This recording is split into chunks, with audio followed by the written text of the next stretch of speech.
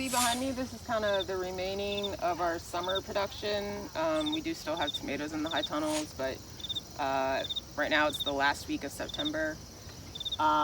There are sweet peppers, and then there's probably at least 15 different varieties of hot peppers. We grow them obviously for markets, but I also sell them to the Green Penguin Hot Sauce Company. And then we also value add them ourselves. We'll make pepper jam, we'll dry the peppers, and then we use them also in our pickled products, like we do pickled okra, and some of those are hot, and our cucumber pickles, some of those are hot. You can see our okra over here. Most of it we do value add, but we also sell it. So I start all our peppers from seed ourselves in our greenhouse. Some of the really super hots like Carolina Reapers and stuff like that just have such a long production cycle, you know, they take forever to come to fruit. Those will be started in January. Other than that, it's February or even March. And then I see them in 72 flats. Our greenhouse is heated, but at that point there's not much being needed to be heated at such a high temp. So we kind of create a mini greenhouse within the greenhouse. We have a table that has sand and then heating cables in it with like hoops and then another layer of plastic to kind of keep those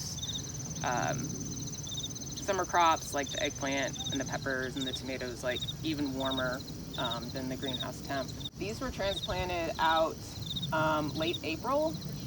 And then if you all remember, we had a crazy late freeze in May.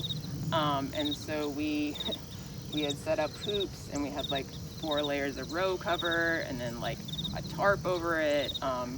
Most all of them survived, except kind of on the edges, they died. But, you know, considering how cold it got and that they're little peppers, I'm proud that they have grown up. We use this landscape fabric. These are big 15-foot wide pieces. We burn holes every 2 feet and then 3 feet apart. We'll use a propane torch to burn a hole, hand transplant them in. Once this crop is done, we'll pull all the plants and then we'll pull up the landscape fabric. You can't have it like, you know, you can't permanently lay this landscape fabric in an organic system. So we pull it up every year. The okra is also planted in it.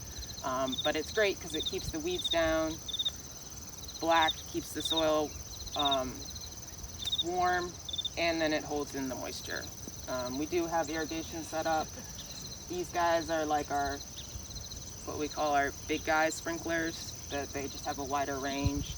So something that doesn't really need to be like watered in because you seeded it or transplanted it. It's great for watering that way, just to kind of like a general watering.